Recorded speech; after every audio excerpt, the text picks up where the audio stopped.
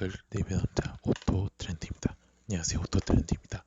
오늘은 월요일이 시작이 되고 있습니다. 매주 월요일은요, 국내 자동차 소식과 관련된 이야기들을 이렇게 전해드리고 있습니다. 제가 지난주에 추석 연휴로 이제 아무래도 업로드가 안 될 것이라고 말씀을 드렸었는데 드릴 소식이 좀 있어가지고 오늘 이번 주 국내 자동차, 국내 모터스포츠, 해외 자동차, 국내 해외 모터스포츠, 그 다음에 한 주간의 신차 주식까지 이렇게 알려드리도록 하겠습니다. 그래서 이렇게 알아주시면 좋을 것 같고요. 그래서 5가지를 준비했습니다. 그럼 바로 시작을 해보도록 하겠습니다. 일단 첫 번째 소식, 현대자동차가요. 현대자동차 이야기인데요. 현대자동차 노사가 역대 3번째 임금을 동결을 했다고 합니다. 코로나19 대유행에 따른 위기 극복, 그리고 패러다임 변화 대응이라는 2가지 과제를 풀어야 한다는데 노사가 공감한 형상 결과고요. 그래서 이제 조합원의 투표로 찬반 투표 결과 과반수가 넘어 잠정 합의안이 가결이 되었다고 하고요. 합의안에는 주요 내용은요, 기본급 동결과 성과금 150%, 코로나 위기 경력은 120만원, 우리 사주 주식 10주, 전통시장 상품권 20만원 지급 등이라고 합니다. 올해 임금 협상은 사실 여러모로 좀 의미가 큰데요. 이제 2년 연속 무파업 타결을 이뤄냈고 1998년 국제통화기금 외환 위기와 그 다음에 2009년에 글로벌 금융위기에 이어서 역대 3번째 임금을 동결했기 때문에 조금 의미가 깊다는 점을 말씀을 드리고 싶습니다. 그래서 노조가 임금을 가결한 것이 11년 만이고요. 노사가 지난달 14일 교섭을 시작한 이후 역대 2번째 짧은 40일 만에 잠정 합의안에 도출을 했다고 하고요. 그리고 노조 집행부는 투표를 하루 앞둬서 이제 내부 소식지에 통해 조합원들을 설득을 나섰다고 합니다. 그래서 노조는요, 전 세계적 재난 앞에 이보 전진을 위한 선택을 했다라는 제목의 글을 통해 찬성을 호소했고, 노조는 GM, 포드, 토요타, 혼다 등 경쟁 관계에 있는 글로벌 메이커들조차도 임금 삭감과 해고 정리, 후폭풍을 피해가지 못하는 상황이라며 지우는 2020년 임금 교섭 키워드로 조합원 생존과 미래를 설정했다고 합니다. 그리고 특히 합의안이 부결을 했을 때 추석 연휴 이후 사회적 비난을 무릅쓰고 쟁의 행위를 돌입해야 하는 부담감도 드러냈다고 합니다. 그래서 이렇게 그렇고요. 그 다음에 이제 조금 동결 외에도 사실 조합원 사이에서 반대의 목소리가 컸던 시니어 초탁제 변경에도 합의를 했다고 합니다. 이거는 뭐냐면요, 정년 퇴직자 중 희망자가 신입사원에 준하는 임금을 받으며 계약직으로 1년 더 일하는 제도인데요. 초탁직 다수가 퇴직 전 일했던 곳이 아닌 다른 근무주로 배치돼 불만이 많았으나 이번에 이를 개선하기로 했다고 합니다. 그리고 그렇게 알아주시면 좋을 것 같습니다. 그래서 이렇게 알아주시면 좋을 것 같고요. 그 다음 이야기 바로 택시를 플랫폼과 택시가 결합한 새 브랜드 택시 3종이 곧 나올 전망이라고 합니다. 그래서 국토교통부가요, 최근 나비콜, VCNC, 그다음 코나투스 등 3곳의 여객 자동차 운송 가맹 사업 신규 면허를 발급을 했다고 합니다. 그래서 이로써 이 운송 가맹 사업 면허를 받은 업체는요, 총 6곳으로 늘어났고요. 이 면허로 3가지 브랜드 택시가 새롭게 출시를 된다고 합니다.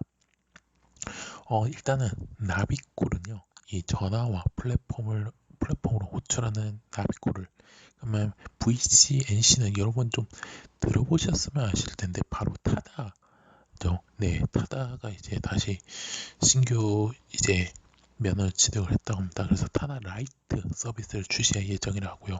그다음 코나투스는 반반 택시 중개 서비스에서 반반 택시 그린 가맹 서비스까지 사업 영역을 확대를 한다고 합니다. 그리고 T 모빌리티는 대구에서 카카오티 블루를 운영한 경험을 살려 경남 포항과 경산으로 서비스 지역을 확대를 한다고 합니다. 그래서 국토부는요, 그간 가맹형 택시 활성화를 위해 가맹사업 차량 보호 면허 기준을 지난 4월에 4,000대에서 500대로 완화를 하고요. 규제 샌드박스를 선제적으로 적용하는 등 플랫폼 기반의 서비스 택시 혁신을 지원해왔습니다.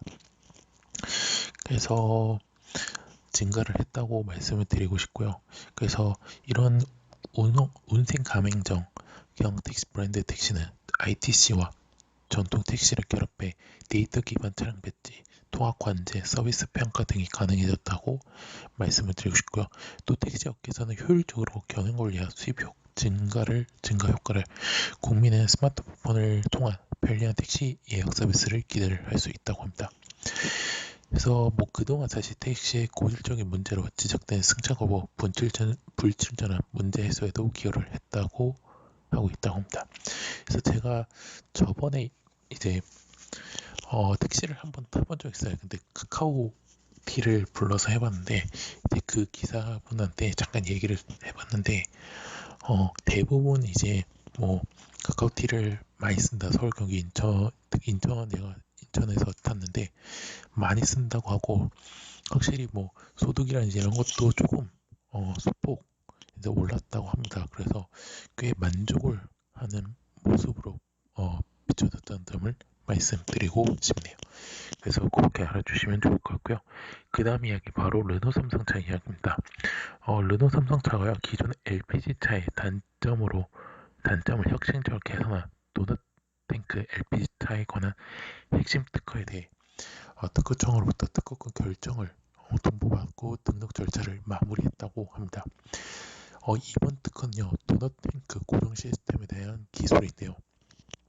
높은 하중의 원형 탱크를 차체의 뼈대에 해당되는 양측 사이드 빔에 브라켓으로 안정적으로 결합하여 후방 충돌 시 높은 안정성을 확보를 했다고 합니다.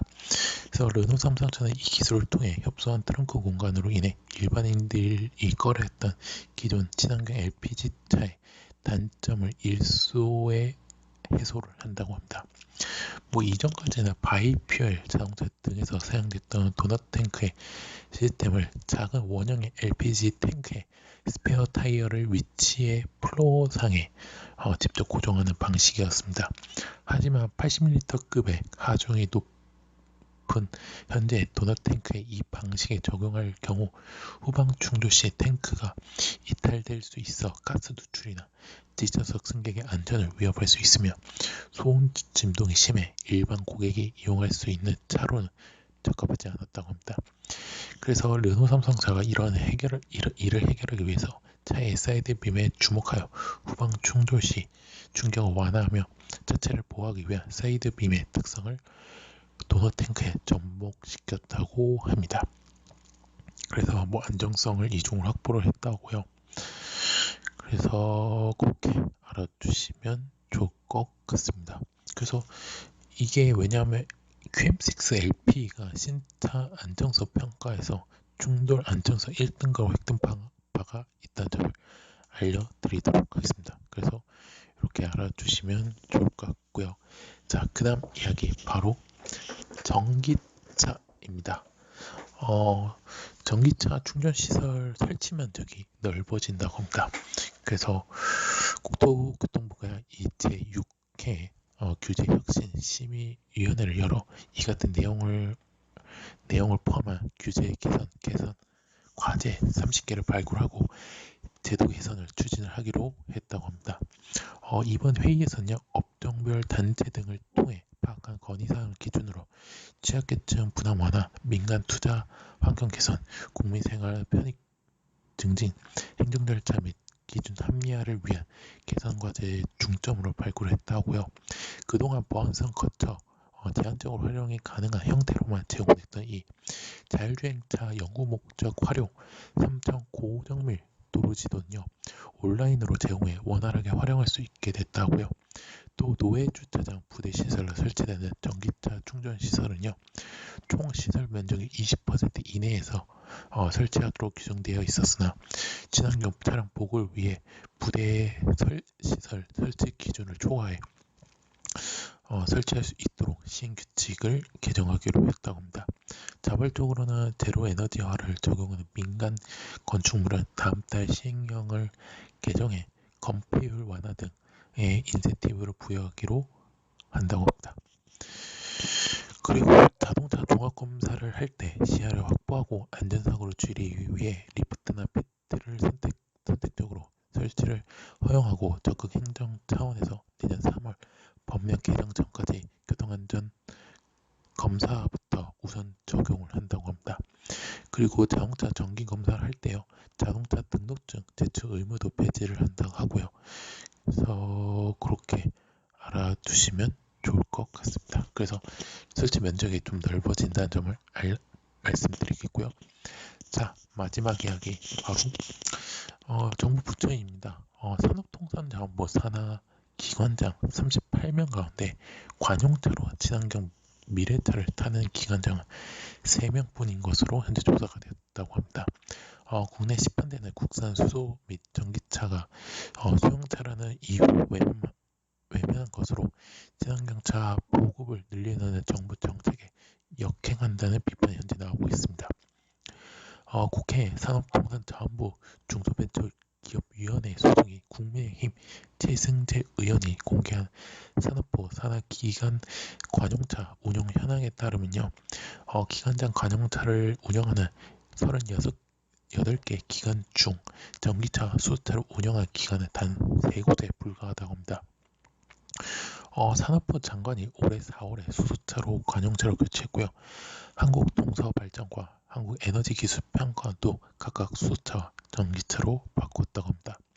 나머지 기관들은 2016년부터 차례로 가솔린과 디젤을 연료로 하는 대형 세단으로 교체한 것으로 나타냈고요. 2016년 정부가 전기차 보급 10,000대를 목표로 내세웠던 해인데요. 실제 달성률은 52%에 불과를 했다고 합니다. 그리고 올해도 전기차 보급 77,000대 중 달성률은 8월 말 기준으로 29%에 불과하다고 합니다. 그래서 이런 상황에서 국가 전기에너지 생산을 주도하는 한국전력공사 사장은요, 올해 6월에 가솔린을 사용하는 대형 세단으로 바꿨다고 합니다. 또 재생에너지 보급과 미래차 연구를 주도하는 한국에너지공단은요, 공단은 2016년, 그 다음에 한국산업기술진흥원은 2018년에 각각 대형 세단을 교체를 했다고 합니다. 이들 해당 기관은요, 국산 수소 및 전기차 소형급이라는 기관장들이 타기에는 격에 어울리지 않다며 이용의 난색을 표한 것으로 전해졌습니다. 그래서 이 최 의원은요, 해마다 미래차 보급 목표도 달성하지 못하는 산업부가 소관 기관장들의 관용차 운영을 내연 기관으로 방치하는 것은 정책 의지에 부족하다고 밖에 볼 수 없다면서 정부 기관장들이 권익 의식을 버리지 않는 이상 국민에게 미래차를 구매하라는 권장하는 것이 위선이라고 지적했습니다. 그래서 한편 정부는요, 2016년부터 공공부문의 친환경차 의무 구매 제도를 시행하는 전기 및 수소차 비율 목표를 전체 차량의 56%에 맞추고 있지만요, 지난해 기준으로 이 비율은 42.7% 수준에 머물러 있다고 합니다. 그래서 정부에서는 그렇게 얘기하지만 실제 부처에서는 전혀 그렇지 않다는 점을 말씀을 드리고 싶고요. 물론 지금 수차 같은 경우는 유일하게 넥소밖에 없고, 또 전기차 같은 경우에는 그나마 큰 것도 니로 EV, 그것도 소형 SUV긴 하지만 코나 EV도 그렇고요. 그래서 그렇게 해서 아무래도 조금 이제 내년이면 아무래도 조금 전기차들이 조금 빅뱅을 할 시기이기 때문에 그때 이제 국산차가 많이 나온다 출시가 되면 또 교체하기를 또 바라는 마음으로 알려드리도록 하겠습니다. 자, 이로써 오토 트렌드가 준비한 국내 자동차 소식은 여기서 마치도록 하겠습니다. 오토 트렌드는 현재 네이버와 티스토리, 팟빵, 유튜브에서 현재 활동하고 있습니다. 자동차뿐만 아니라 모터스포츠 관련된 리뷰 영상, 포스팅까지 하고 있으니까요. 네이버는 서로 이후 추가를 해주시면 감사했고요. 티스토리 구독, 팟빵과 파티에서 구독이고 마지막 유튜브에서는요. 구독 및 좋아요, 알람 설정까지 눌러주시면 대단히 감사하겠습니다. 저는 내일 국내 모터스포츠 소식에서 뵙도록 하겠습니다. 코로나19 아직 끝나지 않았습니다, 여러분. 사회적 거리두기 실천, 마스크 착용, 손 씻기를 꼭 실천해 주셨으면 대단히 감사하겠습니다. 지금까지 오토 트렌드였습니다. 감사합니다.